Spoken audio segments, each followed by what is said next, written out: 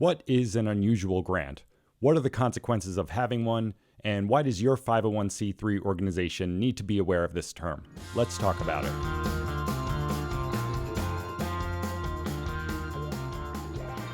In general, an unusual grant is a gift, grant, or contribution to a 501c3 organization that is so large and unexpected that it jeopardizes the organization's ability to qualify as a 501c3 public charity as opposed to a 501c3 private foundation. Private foundation status is complex, burdensome, and something to avoid if possible. Most 501c3 organizations qualify for public charity status by passing mathematical public support tests in the Form 990 Schedule A, which show that their revenue comes widely from the general public and not just from a small handful of donors. For an example to understand the concept of an unusual grant, think about an organization that normally has about $50,000 in revenue, mostly from very small donations.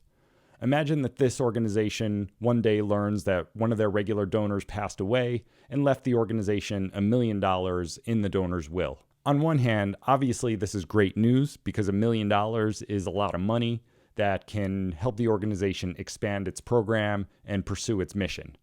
On the other hand, a large gift like this can present a challenge for the Form 990 Schedule A.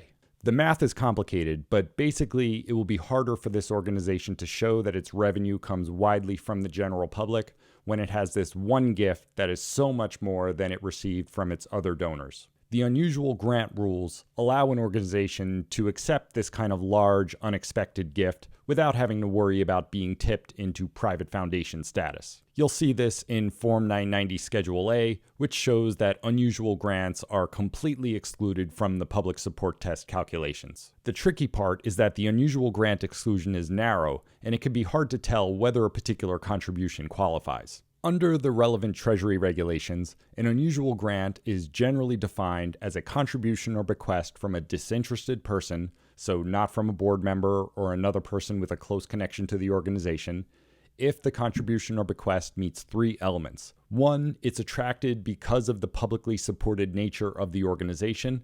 2, it's unusual and unexpected because of the amount. And 3, it's large enough to endanger the organization's public charity status. The regulations also describe a number of factors that will be considered to determine whether a contribution meets this definition, such as whether this particular donor has made similar gifts in the past. This would make the gift look less unusual. Whether the gift is subject to material restrictions or conditions. This tends to make it look like the donor is exercising control over the organization, which is not good for purposes of this test. Whether the organization has maintained active efforts to solicit contributions from the public, this is good.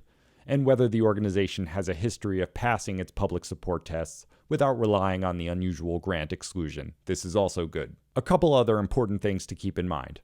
First, the unusual grant exclusion is generally not going to be relevant to government grants and grants from other publicly supported 501c3 public charities, because these grants are given very favorable treatment under the public support tests. Second, this area of the law is inherently difficult and ambiguous, and there's more to it than we've been able to cover in this video, so you should always consult an attorney or qualified tax professional before deciding whether to treat an amount as an unusual grant.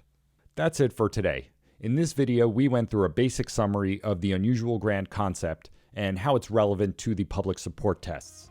To get a better understanding of how public support is calculated with examples showing the math, check out our 5-minute lessons at the links on the screen. Thanks for watching. See you next time.